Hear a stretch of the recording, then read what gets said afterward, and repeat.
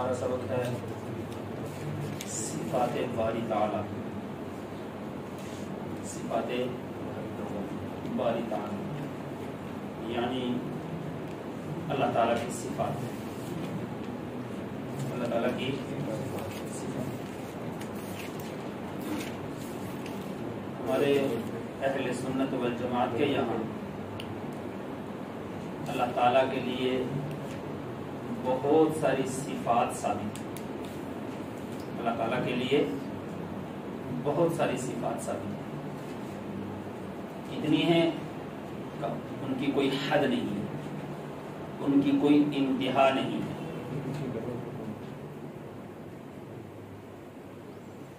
ایک اللہ تعالیٰ کے 99 نام آتے ہیں, وہ نام بھی اللہ تعالیٰ کی صفتیں ہیں. وہ 99 کا عدد جو ہے وہ خالص یاد کرنے کے لیے ہے کہ اگر آپ یاد کریں گے تو اس کی یہ فضیلت ہے, ورنہ صرف اللہ تعالیٰ کے 99 ہی نام ہوں ایسا نہیں.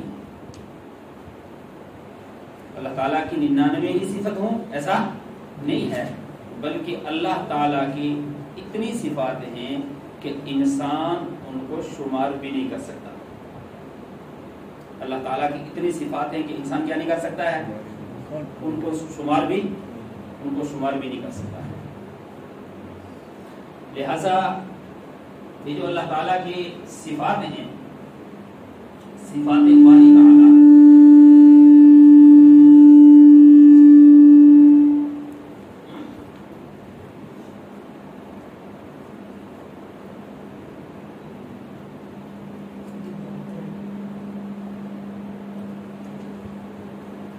بعض صفات ہیں ان کو کہا جاتا ہے صفات جمالیہ.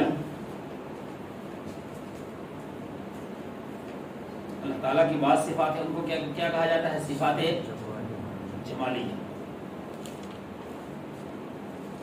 یہ وہ صفات ہیں جو صفات اللہ تعالیٰ کے رحم و کرم, اللہ تعالیٰ کے غفور مہربان ہونے کے اوپر دلالت کرتی ہیں.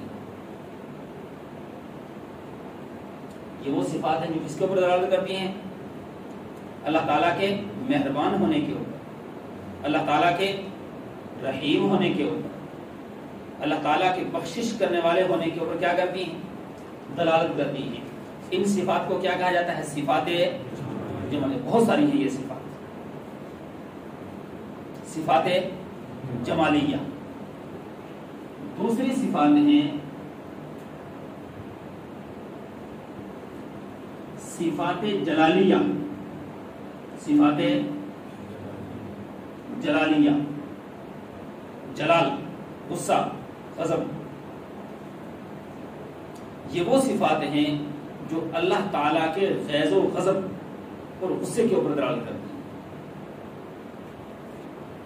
یہ وہ صفات ہیں جو کس پہ دلالت کرتی ہیں, اللہ تعالیٰ کے غیظ و غضب اور غصے کے اوپر دلالت کرتی ہیں. کو کیا کہا جاتا ہے, صفات جلالیہ. تو دو ہو گئی, ایک ہو گئی صفات جمالیہ اور ایک ہو گئی صفات جلالیہ. صفات جمالیہ بھی بہت ساری ہیں اور صفات جلالیہ بھی بہت ساری ہیں. یہ ایک ایک صفت نہیں ہے بلکہ یہ بہت ساری صفات ہیں. صفات جلالیہ بھی بہت ساری ہیں اور صفات جمالیہ بھی. صفات جمالیہ کس کو کہا, ہاں, کوئی بھی لفظ ہم زبان سے بولتے ہیں نا تو ذہن کے اندر اس کا کچھ نہ کچھ معنی اور مفہوم آتا ہے. ذہن کے اندر کیا آتا ہے, جب ہم رحیم بولیں گے, کیا بولیں گے, رحیم بولیں گے, رحم کرنے والا, تو ہمارے ذہن کے اندر ایک معنی آ گیا رحم کرنے والا.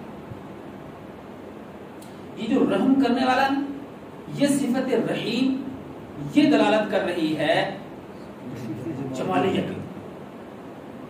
اس کے اوپر کہ یہ صفت کون سی ہے, صفت جمالیہ میں سے ہے. اور جب ہم بولیں گے غصہ,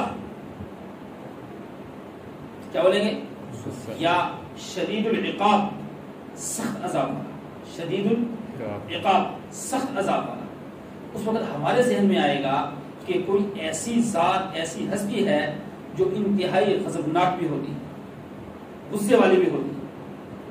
لہٰذا یہ لفظ دلالت کر رہا ہے کس کے اوپر؟ صفت جلالیہ کے اوپر، کہ اللہ تعالیٰ کی ذات کے اندر وہ صفات بھی ہیں جو صفات جلالی ہیں، جو صفات کیسی ہیں؟ جلالی ہیں۔ یہی جمالی اور جلالی دو قسم کی جو صفات ہیں، انہی صفات کی وجہ سے انسان یا تو جہنم میں جاتا ہے یا جنت میں جاتا ہے۔ انہی دو صفات کی وجہ سے انسان کیا کرتا ہے؟ یا جنت میں جاتا ہے یا جہنم میں جاتا ہے۔ جمالی جو صفات ہے نا، جمالی صفات، ان کا ظہور اس دنیا کے اندر بہت کم ہے۔ جمالی صفات ان کا ظہور اس دنیا کے اندر، ان کا ظہور جنت میں ہوگا۔ کون سی صفات کا؟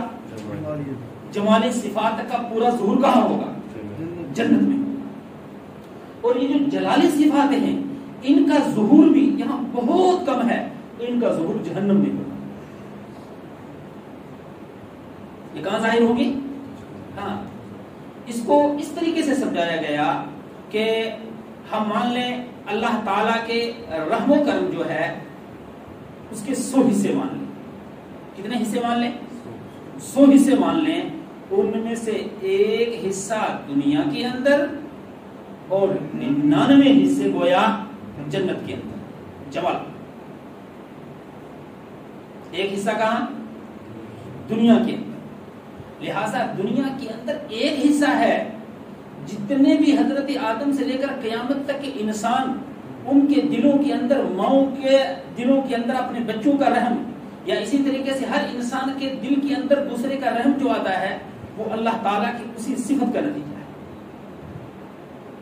اللہ تعالیٰ کی اسی صفت کا نتیجہ ہے۔ لیکن وہ 100 میں سے ایک حصہ ہے خالی ظاہر ہوا ہے یہاں، 100 میں سے ایک حصہ اللہ نے ظاہر کیا ہے، باقی جو 99 حصے ہیں وہ کہاں کے لیے رکھے ہوئے ہیں اللہ تعالیٰ نے؟ وہ جنت کے لیے رکھے ہوئے ہیں۔ وہ کہاں کے لیے رکھے ہوئے ہیں؟ جنت کے لیے رکھے ہوئے ہیں۔ لیکن جنت میں جو پہنچیں گے ان کے لیے۔ لہٰذا اس سے پتہ چلا کہ ہمیں جنت والے اعمال کتنے کرنے کی ضرورت ہے، ہمیں جنت والے اعمال کرنے کی کتنی ضرورت ہے۔ اس سے پتہ چلا کہ اللہ تعالیٰ کے گویا صفت جمالیہ کے 99 حصے وہاں ہیں۔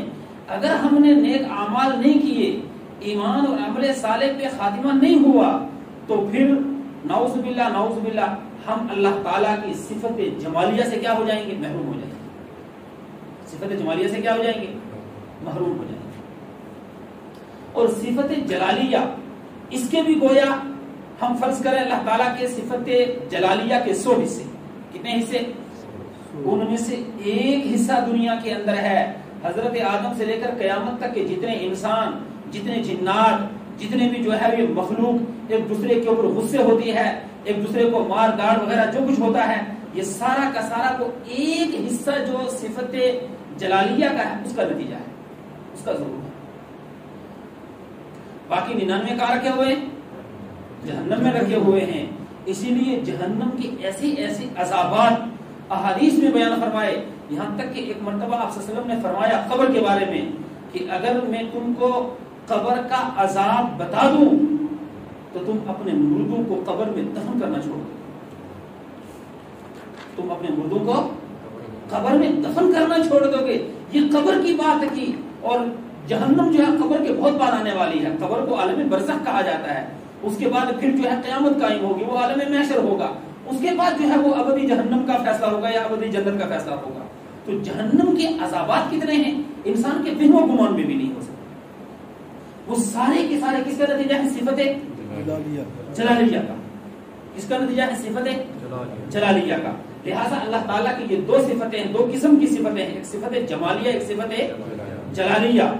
انسان کو اللہ تعالیٰ کی صفت جلالیہ جو ہے اس سے پناہ مانگنی چاہیے۔ کیا مانگنی چاہیے؟ اور اللہ تعالیٰ کی صفت جمالیہ جو ہے اس کی امید رکھنی چاہیے اور اللہ تعالیٰ سے مانگنا چاہیے۔ یہ کیا کرنی چاہیے؟ صفت جمالیہ اللہ تعالیٰ سے مانگنی چاہیے۔ اس کے بعد اللہ تعالیٰ کی اور صفات.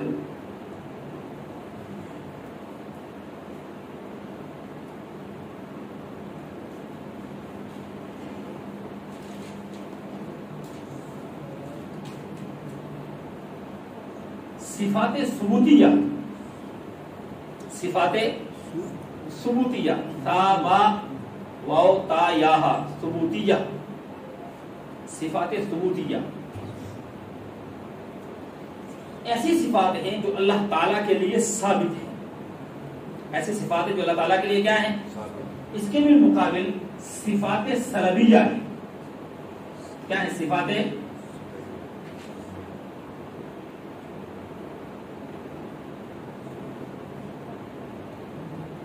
صفات سلبیہ. سلبیہ ایسی صفات ہیں اللہ تعالیٰ سے جن کو سلب کیا گیا، جن کی نفی کی گئی. اللہ تعالیٰ ایسے نہیں ہے، ایسے نہیں ہے، ایسے نہیں ہے، ایسے نہیں ہے، جس کی نفی کی گئی، نہیں کی گئی، وہ صفات جو ہیں صفات سلبیہ.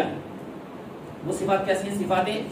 اور جو جو چیزیں اللہ کے لیے ثابت کی گئی کہ اللہ تعالیٰ ایسے ہیں، ایسے ہیں، ایسے ہیں، ایسے ہیں، ان صفات کو کیا کہا جاتا ہے؟ صفات ثبوتیہ. صفات ثبوتیہ.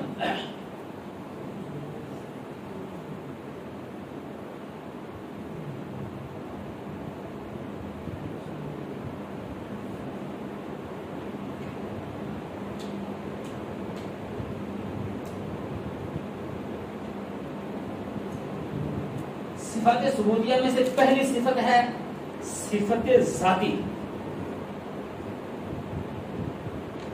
پہلی صفت ہے صفت ذاتی. صفت ذاتی ایسی صفات کو کہا جاتا ہے جن صفات کے ساتھ اللہ تعالی متصف ہوتے ہیں، ان صفات کی ضد کے ساتھ اللہ متصف نہیں ہوتے. صفت ذاتی ایسی صفات کو کہا جاتا ہے جن کے ساتھ اللہ تعالیٰ کیا ہوتے ہیں؟ متصف. ان صفات کی ضد جو ہے، اس ضد کے ساتھ اللہ تعالیٰ متصف نہیں ہوتے.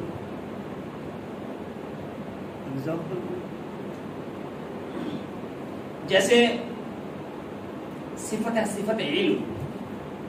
کیا ہے صفت علم؟ علم کے ساتھ اللہ تعالیٰ کیا ہے؟ متصف ہیں. اللہ کی صفت ہے. علم کی ضد کیا ہے؟ جہالت، جہل. جہل کے ساتھ اللہ تعالیٰ متصف نہیں. کس کے ساتھ اللہ تعالیٰ متصف ہے؟ علم کے ساتھ متصف ہے. کس کے ساتھ متصف نہیں ہے؟ جہل کے ساتھ متصف ہے. اسی طریقے سے اللہ تعالیٰ کی صفت ہے صفت حیات. کیا ہے صفت ہے؟ حیات، زندگی، حیات. صفت حیات کے بالمقابل کیا ہے؟ صفت موت. کیا ہے؟ صفت ہے. تو موت کے ساتھ اللہ تعالیٰ متصف نہیں ہے. حیات کے ساتھ اللہ تعالیٰ کیا ہے؟ متصف. کس کے ساتھ متصف ہے؟ حیات کے ساتھ متصف ہے. کس کے ساتھ متصف نہیں ہے؟ موت کے ساتھ متصف نہیں. لہذا حیات جو صفت ہوگی وہ صفت کون سی ہوگی؟ ذاتی. صفت ذاتی. کون سی صفت ہوگی؟ صفت ذاتی. کس کو کہا صفت ذاتی؟ ہاں، صفت ذاتی کہا جن صفات کے ساتھ اللہ تعالیٰ متصف ہوں، ان کی ضد کے ساتھ اللہ متصف نہ ہو. یہ صفات کل 7 ہے. یہ صفات کل کتنی ہیں؟ بس گننے کے حساب سے بس یہی 7 ہیں، باقی اور کسی میں گننے میں نہیں آئے گا. سب سے پہلے آئے گی حیات.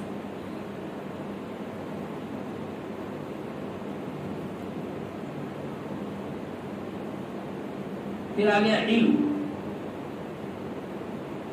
پھر آ گیا قدرت. تو حیات تو سمجھ میں آ گیا کہ حیات کی ضد کیا ہے؟ موت. تو اللہ تعالیٰ کے اوپر کبھی موت طاری نہ پہلے ہوئی نہ آئندہ کبھی ہوگی. اس لیے صفت حیات کے ساتھ ہی اللہ متصف ہیں. اس کی جو ضد ہے اس کے ساتھ اللہ تعالیٰ متصف کبھی نہیں ہوتے ہیں. صفت علم، اس کے ساتھ اللہ ہمیشہ متصف رہتے ہیں. اس کی جو ضد ہے جہل، جہالت، اس کے ساتھ اللہ تعالیٰ متصف نہیں ہوتے. جہل کے ساتھ اللہ تعالیٰ متصف نہیں ہوتے. تیسری ہے صفت قدرت. تیسری ہے صفت قدرت. صفت قدرت سے مراد اللہ تعالیٰ کا قادر ہو جانا. اللہ تعالیٰ کا ایک چیز ایسی ہے اس کو وجود بھی بخشا جا سکتا ہے اور اس کو وجود نہیں بھی بخشا جا سکتا ہے. فرض کرو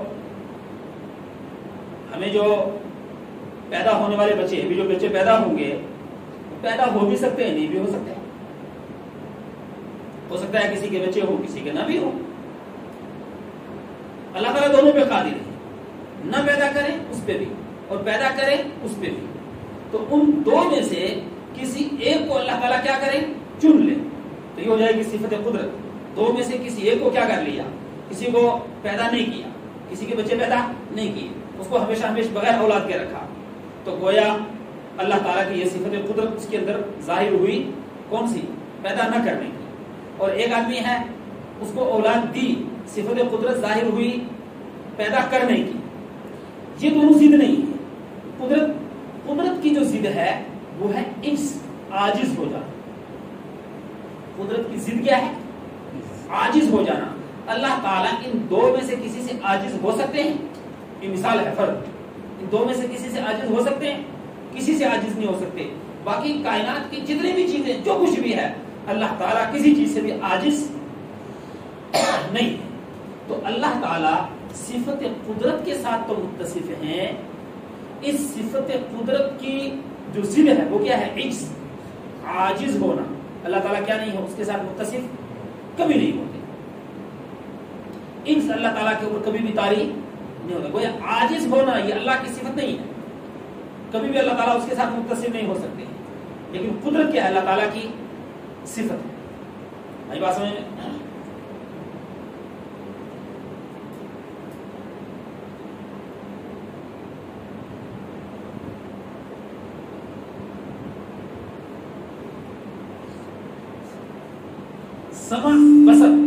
سمع بصر. تو یہ جو صفات نظر آ رہی ہیں نا,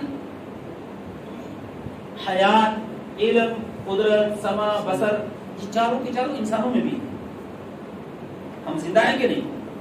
ہم زندہ ہیں. تو ہمارے اندر کیا ہے, حیات ہے, علم جان رہے ہیں, حاصل کر رہے ہیں, لہذا علم کی صفت ہے. قدرت, آپ کمروں سے یہاں تک آئے تو یہاں تک آنے پہ قادر تھے اس لیے آئے, اگر قادر نہ ہوتے تو آ ہی نہ سکتے. بیٹھے ہوئے ہیں, بیٹھنے کے اوپر کیا ہیں, قادر ہیں اس لیے بیٹھے ہوئے ہیں, اگر قادر نہ ہوتے تو بیٹھ نہ سکتے. کھانا کھا رہے ہیں, نماز پڑھ رہے ہیں, کوئی بھی کام کر رہے ہیں تو اس کے اوپر کیا ہے, قدرت ہے تبھی کر رہے ہیں. اگر قدرت نہ ہوتی تو کرتے نہیں. لہذا انسان کے اندر بھی ہے سمع, سننے کی طاقت, بصر, دیکھنے کی طاقت انسان میں بھی ہے. لیکن یہ جو اللہ کی صفات ہیں اور جو انسان کی صفات ہیں یہ برابر نہیں ہے. یہ کیا نہیں ہے, یہ برابر نہیں ہے. انسان کی صفت اور اللہ کی صفت ایک ہی جیسی ہوں تو پھر تو گویا انسان اللہ کی صفات میں شریک ہو جائے گا. انسان اللہ کی صفات میں کیا ہو جائے گا, شریک ہو جائے گا. اور جو بھی اللہ کی صفت انسان میں مانے گا وہ مشرک ہو جائے گا. وہ کیا بن جائے گا. اس لیے یہ صفات انسان کی کیسی ہیں اور اللہ کی کیسی ہیں اس کے بارے میں ہم فرض کر لیں صفت علم. ایک صفت لے لیں ہم, صفت علم. سب سے پہلی بات تو یہ ہے کہ اللہ کا جو علم ہے وہ علم ذاتی ہے. اللہ کا علم کیسا ہے, کسی نے دیا ہے اللہ کو نہیں, اللہ نے کہیں سے حاصل کیا ہے نہیں, بلکہ اللہ کا علم کیسا ہے, ذاتی ہے. اور انسان کا جو علم ہوگا وہ ذاتی نہیں ہوگا بلکہ عطائی ہوگا. ہر آدمی کا, جس آدمی کا بھی علم ہوگا وہ کیسا ہوگا, وہ عطائی ہوگا, ذاتی کسی کا علم نہیں ہوگا. عطائی کا مطلب کہ اللہ نے دیا ہے. اللہ نے کیا کیا ہے, انسانوں کا علم بھی یہی.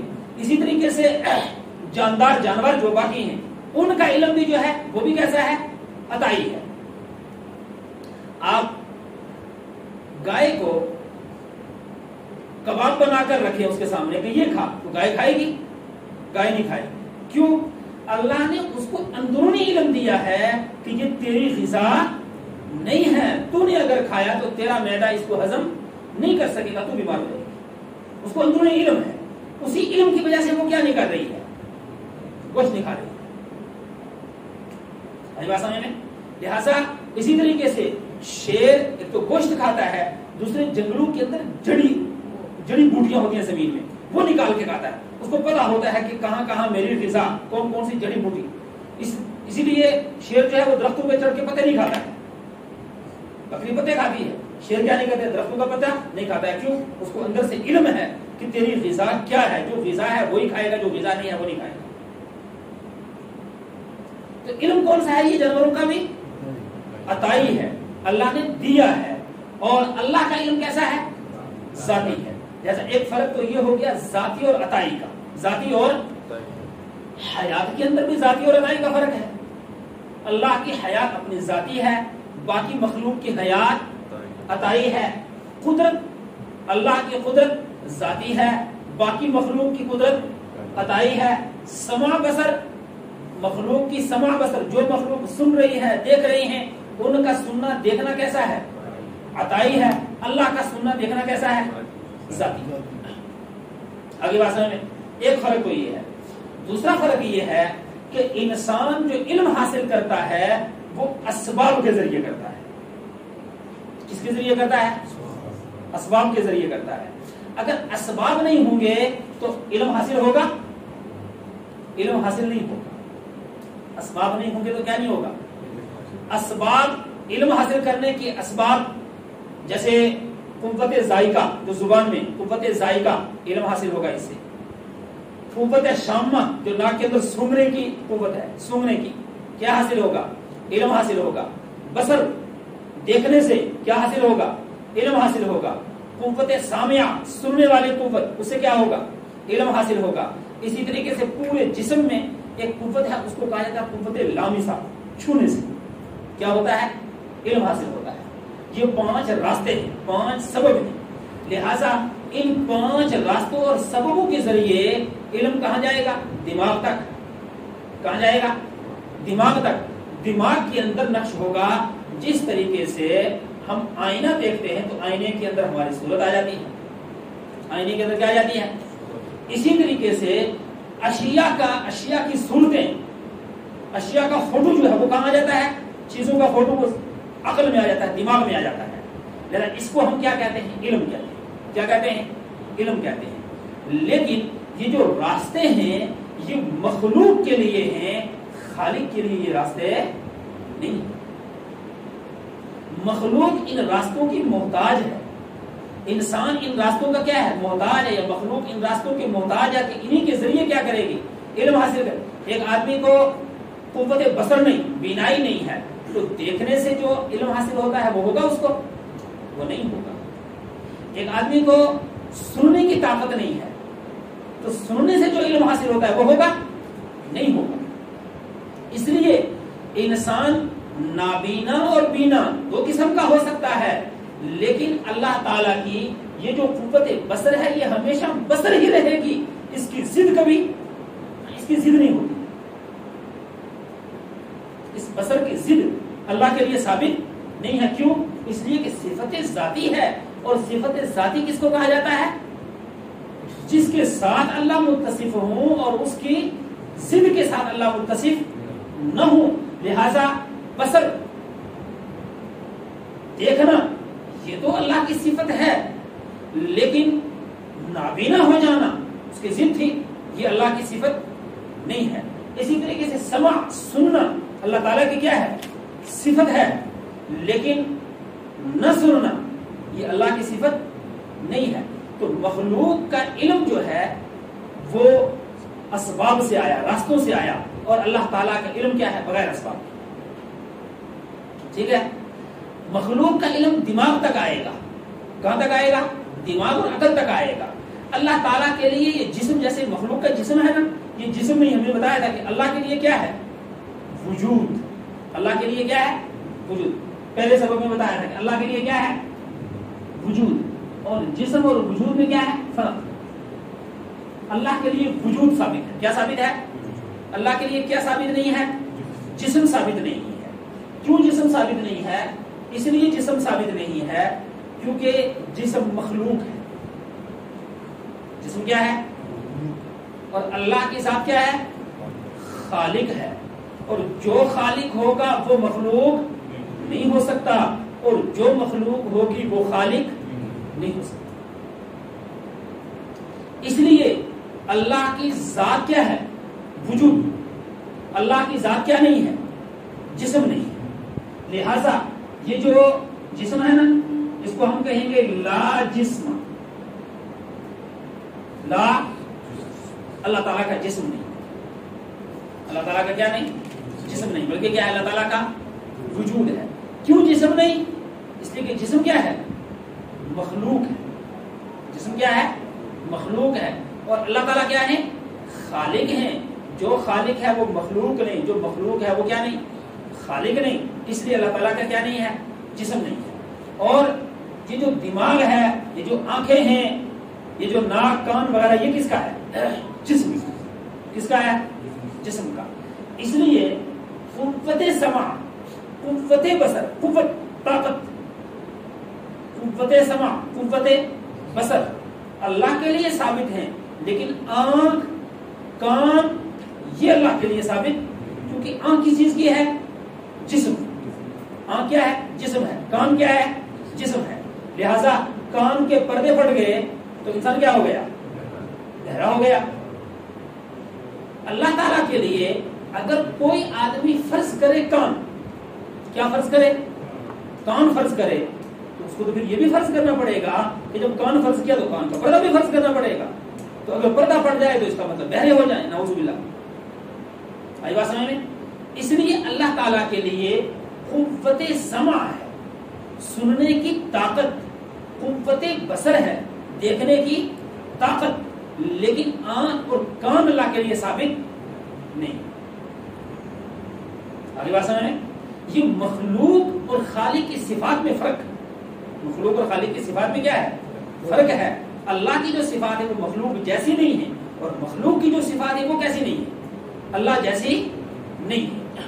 اسی طریقے سے علم، انسان کی جو صفت ہے، یہ صفت ایسی ہے کہ سننے سے حاصل ہوگی، لیکن سننا وہ بھی قریب سے ہو سکتا ہے، دور سے نہیں ہو سکتا. کیوں؟ اس لیے کہ انسان جو بولتا ہے، ایک انسان بولے گا، دوسرا سنے گا، یہ بولنا ہوا میں جائے گا، اور وہ ہوا جو ہے وہ دوسرے کے کان کے پردوں سے ٹکرائے گی، تبھی جا کر کیا ہوگا؟ سنائی دے گا. لہذا انسان محتاج ہو گیا اس ہوا کا بھی. جیسے پردے کا محتاج تھا کان کے پردے کا، تو کس کا محتاج ہو گیا؟ ہوا کا محتاج ہو گیا. لہذا اگر ہوا بالکل، ہم فرض کر لیں ہوا ہے ہی نہیں ہے، تو پھر انسان سن سکتا ہے؟ سن ہی نہیں سکتا ہے. لہذا انسان کا سننا یہ محتاجگی کے ساتھ ہو گیا. جب یہ سنے گا ہوا کے ذریعے، تبھی اس کو کیا حاصل ہوگا؟ علم حاصل. کیا حاصل ہوگا؟ پھر تیسری چیز یہ ہے کہ جب انسان کو علم حاصل ہوا تو علم حاصل ہونے کے بعد انسان بھول جاتا ہے. انسان کیا ہوتا ہے؟ مخلوق بھی ہے، ساری مخلوق کیا ہو جاتی ہے؟ بھول جاتی ہے، بھولتی ہے. یعنی نسیان کا مادہ ان کے اندر، مخلوق کے اندر نسیان کا مادہ ہے. اللہ کی ذات کے اندر کیا نہیں ہے؟ نسیان کا مادہ نہیں. اللہ کی ذات کے اندر کیا نہیں ہے؟ نسیان کا مادہ نہیں ہے. اس لیے اللہ کا علم اور مخلوق کا علم کیا ہو گیا؟ فرق ہو گیا. کہ اللہ کے علم اور مخلوق کے علم میں کیا ہو گیا؟ فرق ہو گیا. کہ مخلوق کا علم میں کیا ہو جائے گا؟ نسیان ہو جائے گا. اللہ کے علم کے اندر کیا نہیں ہوگا؟ نسیان نہیں ہوگا. اسی طریقے سے مخلوق کا جو علم ہے نا، وہ کیسا ہے؟ تھوڑا تھوڑا حاصل کرتے رہتے ہیں لوگ، تھوڑا تھوڑا علم حاصل کرتے رہتے ہیں، لیکن وہ ایک ساتھ میں سارا جمع ہو ایسا نہیں ہوتا ہے. ہم نے جو 5 سال 6 سال 10 سال سے لے کر آج تک جو پڑھا ہے، وہ سارا کا سارا ابھی یاد ہے؟ یاد نہیں. لیکن جب جب بھی کوئی مسئلہ پوچھتا ہے تو یاد آ جاتا ہے. آپ کو جب بھی کوئی پوچھے گا، جو آپ نے پڑھا ہے میڈیکل کے بارے میں، جب بھی کوئی پوچھے گا، جب بھی مریض آئے گا تو کیا ہو جائے گا، یاد آتا رہے. لیکن گھر میں آپ ہیں تو سارا کا سارا آپ کو یاد ہے. آپ اپنے ذہن میں دیکھیں کہ مجھے سارا یاد ہے، تو آپ کو تو مجھے کچھ بھی یاد نہیں ہے، گویا کچھ بھی نہیں پڑھا ہے. ایسا لگ رہا ہے جیسے کچھ ہی نہیں پڑھا ہے، پڑھا ہی نہیں ہے کچھ بھی، ایسا لگ رہا ہے. لیکن جب کوئی مریض آئے گا تو اس وقت وہ یاد آ جائے گا. لیکن اللہ کا جو علم ہے وہ ایسا نہیں ہے، بلکہ اللہ کا علم جمع ہے. ایک ساتھ میں سارا کا سارا اللہ کا علم جمع ہے. کیونکہ نسیان کا مادہ اللہ کے یہاں نہیں ہے، اس لیے سارا کا سارا علم اللہ کا کیا ہے، حاضر. اللہ کا سارا علم کیا ہے، حاضر ہے. بندے کا سارا علم حاضر نہیں ہے. بندے کا علم کیا نہیں ہے، حاضر نہیں ہے. اللہ کا علم کیسا ہے، حاضر ہے. آئی بات سمجھ میں؟ اللہ کا علم کیسا ہے، حاضر ہے، موجود ہے، یعنی ایک دم موجود ہے سارا.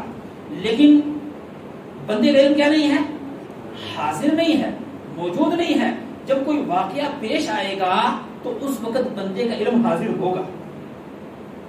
جب کوئی واقعہ پیش آئے گا تو بندے کا علم کیا ہوگا، حاضر ہوگا. لیکن اللہ کا علم ایسا نہیں ہے کہ جب کوئی واقعہ پیش آئے تو حاضر ہو، نہیں، بلکہ اللہ کا علم کیسا ہے، حاضر ہے. بات سمجھ میں؟ پھر جو ہے اللہ کا علم اور بندے کے علم میں چوتھا فرق یہ ہے کہ اللہ کا علم وہ قدیم ہے. اللہ کا علم کیسا ہے، قدیم، قاف دال یا میم، قدیم. اور بندے کا علم جو ہے وہ حادث ہے. کیا ہے، حادث. یہ اصطلاحات ہیں وہ قدیم اور حادث. قدیم کہتے ہیں ہمیشہ سے ہو، ہمیشہ رہے. ہمیشہ سے ہو، ہمیشہ رہے، اس کو کیا کہتے ہیں، قدیم. اور حادث کہتے ہیں جو ہمیشہ سے نہ ہو، جو ہمیشہ سے نہ ہو، یعنی بعد میں وجود ہوا ہو، یا ہمیشہ نہ رہے، آئندہ ہمیشہ ہمیشہ وجود نہ رہے. دو میں سے کوئی ایک بھی ہوگا نا تو حادث آ جائے گا. اور قدیم کے اندر دونوں ہونے چاہیے. کیا، ہمیشہ سے ہو اور آئندہ ہمیشہ رہے، تب جا کر کیا ہوگا، قدیم. تو اللہ کا علم قدیم ہے. یہ مثال میں خالی علم کی دے رہا ہوں، ساری کی ساری صفات کے بارے میں یہی ہے. اللہ کی ساری صفات کیا ہے، قدیم ہے. ہمیشہ سے ہیں، ہمیشہ رہے. ہمیشہ سے ہیں، ہمیشہ رہے. جیسے ایک صفت ہے خلق، پیدا کرنا، ایک صفت ہے. فرض کرو کہ اللہ تعالیٰ نے جب زمین آسمان یہ نظام پیدا نہیں کیا تھا، یہ مخلوق پیدا، اللہ تو تب بھی موجود تھی، مخلوق پیدا نہیں ہوئی تھی. اب مخلوق پیدا نہیں ہوئی، اللہ تو موجود ہے. تو کیا یہ صفت خلق، پیدا کرنے کی صفت اللہ میں تھی کہ نہیں؟ یہ قدیم ہے یا حادث ہے؟ کہنے یہ قدیم ہے. اس وقت بھی اللہ کے اندر یہ صفت تھی جب اللہ نے کچھ بھی پیدا نہیں کیا تھا، اور جب اللہ نے مخلوق کو پیدا کیا تب بھی یہ صفت باقی رہی. لہذا یہ صفت اللہ کی ذات میں پہلے سے ہی، یہ صفت اللہ کی ذات میں کیا ہے، پہلے سے ہی ہے. خلق کی صفت، پیدا کرنے کی صفت پہلے سے ہی ہے، اس لیے کیا ہے، قدیم. ایسے ہی علم کی صفت اللہ کی ذات میں کیا ہے، پہلے سے ہی ہے، اس لیے کیا ہے، قدیم. علم کی صفت کیا ہے، قدیم. اسی طریقے سے حیات کی جو صفت ہے وہ بھی کیا ہے، قدیم. قدرت کی صفت وہ بھی کیا ہے، قدیم. سمع اور بصر کی صفت یہ بھی کیا ہے، قدیم. اسی طریقے سے ارادہ، کلام، یہ 7 صفات کتنی ہیں؟ ان صفات کو کہا جاتا ہے صفت ذاتی. تو قدیم کہا جاتا ہے کس کو، ہمیشہ سے ہو، ہمیشہ رہے. اللہ کی یہ صفات ہمیشہ سے ہیں، ہمیشہ رہے گی. ان صفات کی ضدیں جو ہیں ان کے ساتھ اللہ کبھی متصف نہیں ہوتے. ان صفات کی جو ضدیں ہیں اللہ تعالیٰ کیا نہیں ہوتے ہیں، ان سے متصف نہیں ہوتے. بات سمجھ میں؟ صفت کلام یعنی بولنا، نہ بولنے کو کیا بولتے ہیں، گونگا. کیا بولتے ہیں، گویا. صفت کلام اللہ کے لیے ثابت ہے، اس کی ضد کیا ہے، گونگا ہونا اللہ کے لیے ثابت